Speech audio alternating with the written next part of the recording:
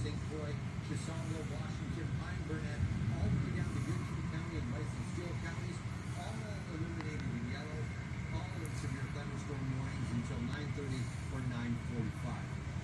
Plenty going on regionally.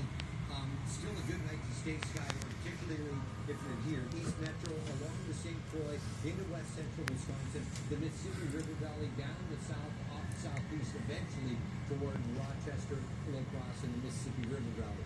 Plenty to talk about in the wake of these storms tonight. My friend Babs is down in Jordan tonight, where we had him the better part of this evening. And Babs, at some point, the video that you were feeding in from Jordan showed the most intense thunderstorm I think I've seen, wind with rain, in almost 32 years on the air. Tell me what that was like. For us, it all started with that tornado warning that lasted for about 45 minutes. So we found some shelter here in Jordan, right next to 169. This was really a perfect spot to watch as this entire storm passed us by. And the first sign that the weather was changing was the light outside, because we were looking around. It was about 45 minutes to sunset, but suddenly, in a matter of seconds, the entire horizon had gone dark. Not only did it get dark out, but actually in this part of Jordan, the power flickered out at that same time. It was out maybe for about 10 seconds before coming back on. But from that point in, then the rain became the factor, the biggest factor, because a blinding wall of rain came through the area, making it very difficult to see anything around you. This is pretty flat and open land here, but you couldn't see anything because of the amount of rain that was being dumped on us in such a short amount of time.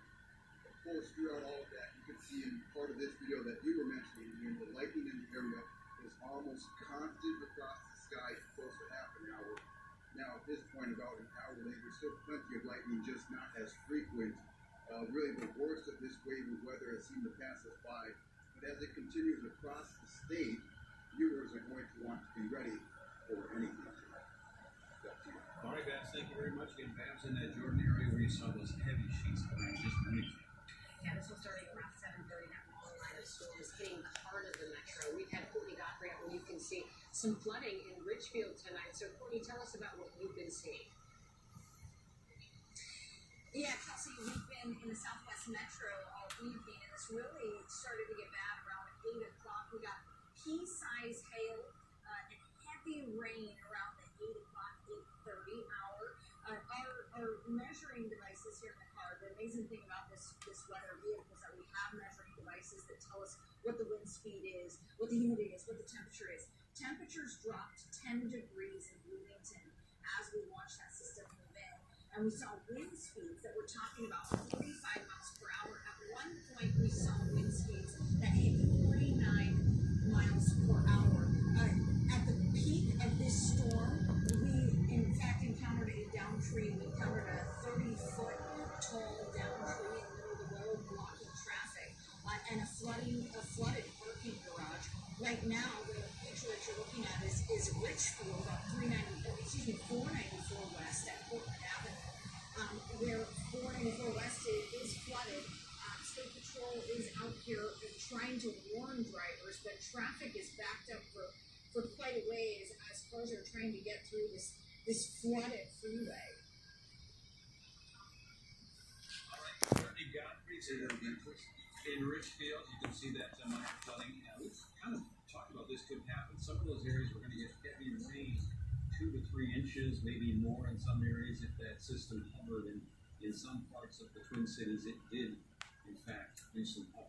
Yeah, and we're looking at 71,000 customers. Xcel Energy is reporting without power at this point. Also, you talked about the Twins game. They're playing the Astros tonight. They have 3 innings in, and then, of course, they're a weather delay, but they were getting pea-sized hail right there, too. So, sirens were going on across the metro. Important to note, too, Ian, that this storm is not over. I mean, people are watching us or listening to us right now that are in the far east corner of Minnesota there by the river, the St. Croix River, and then moving into Wisconsin. They're still getting the brunt of these straight line winds. Yeah, I hear them all the time, and they say, please don't forget about us, and we're not. I want to bring you up to date. So with the power outages, over 70,000 people without power.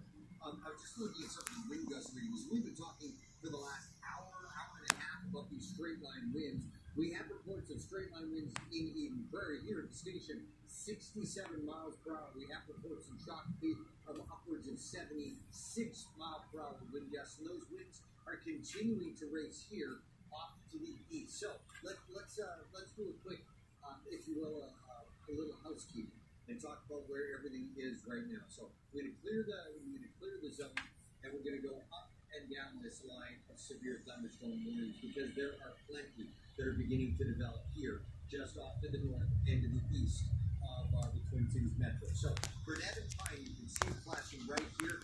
And keep in mind, remember I said everything is tracking off to the east. You're going to see these warnings almost march, the flashing black and yellow. It's going to march, and then there'll be a new set of warnings. And then it will march, and there'll be a new set of warnings. So this is slowly marching out of the metro. But I don't want you to forget that involved in all of these clusters of storms that are now along the line here of downtown St. Paul and all areas off to the east, still involved with straight line winds of 60 to 80 miles per hour. Hence these severe thunderstorm warnings. So severe thunderstorm warnings for Burnett and Pine, that's this area right here. Severe thunderstorm warning for Chisago, and St. Croix County. So you notice we're crossing the St. Croix River Valley.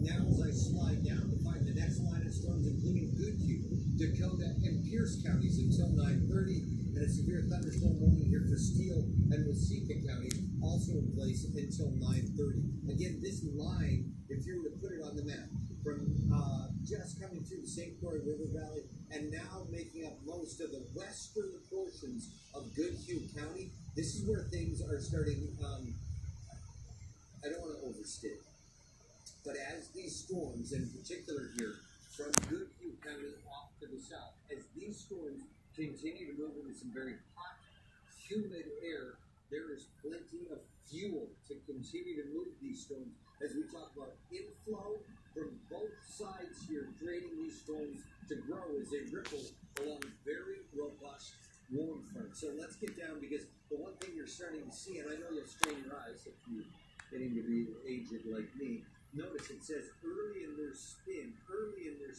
and then you look here at that bright white.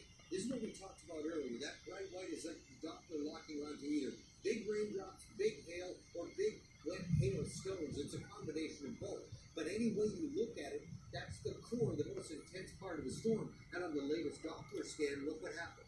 1 gold square, 2 gold square, and a Doppler tornado vortex signature. The gold squares, mesocyclones, they indicate there's some degree of rotation in that storm. So let's track all three of these cells. First cell here that is now just off to the north of Redwood, puts it into Trimble in 22 minutes. Next cell here that is just off to the west of Redwood, moving off to the northeast of 30 miles per hour, puts it into what? Ski Village in about 9 minutes. And the one here that is a tornado vortex signature just off to the west of Goodhue puts it into Goodhue in the next 20 to 30 minutes. I want to explain what that means. When I say puts it, that's the strongest portion of the storm, not the overall storm. The overall storm is in advance of that.